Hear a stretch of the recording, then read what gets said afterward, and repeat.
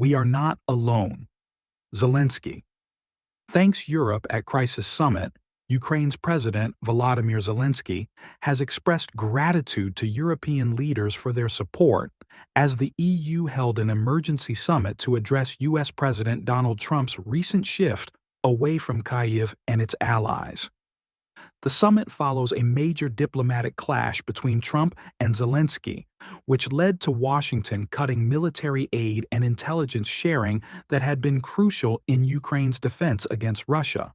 Zelensky stood alongside European Commission President Ursula von der Leyen and European Council President Antonio Costa, stating, "We are very thankful that we are not alone, and these are not just words."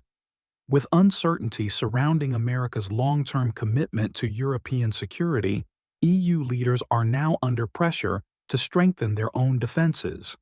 Germany's likely next chancellor has already pledged a historic increase in defense spending. Ursula von der Leyen outlined a plan to mobilize $800 billion to boost Europe's defense capabilities.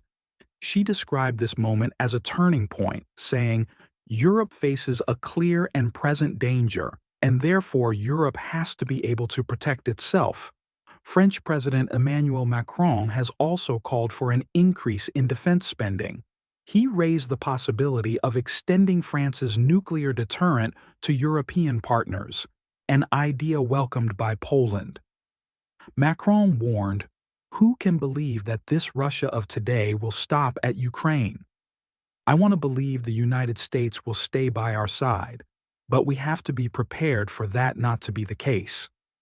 Germany's Chancellor-in-Waiting Friedrich Merz has stated that Europe must be ready for the worst-case scenario. Meanwhile, Russian President Vladimir Putin has reiterated that any peace deal in Ukraine must ensure Russia's long-term security. Speaking to families of fallen soldiers, Putin said, "We must choose a peace option that will suit us and ensure long-term peace for our country. We don't need anything else, but we won't give up our own." When asked if Russia would retreat, he firmly responded that it had no such intention. Speaking at the summit, Irish Prime Minister Michael Martin reaffirmed Ireland's support for Ukraine.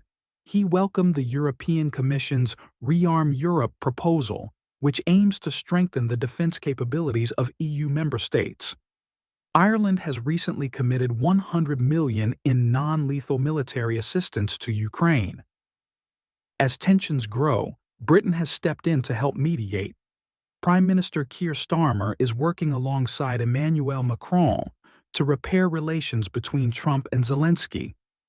France and Britain have proposed a one-month ceasefire, including a pause in air and sea attacks as well as strikes on energy infrastructure.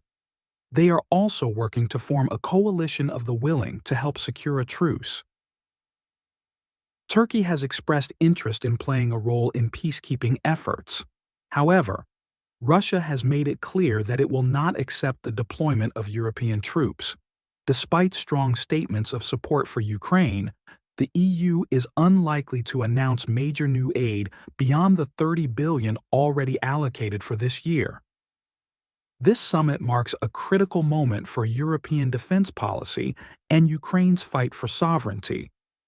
The next steps will depend on whether Western nations can maintain a united front and whether a ceasefire agreement can be renegotiated.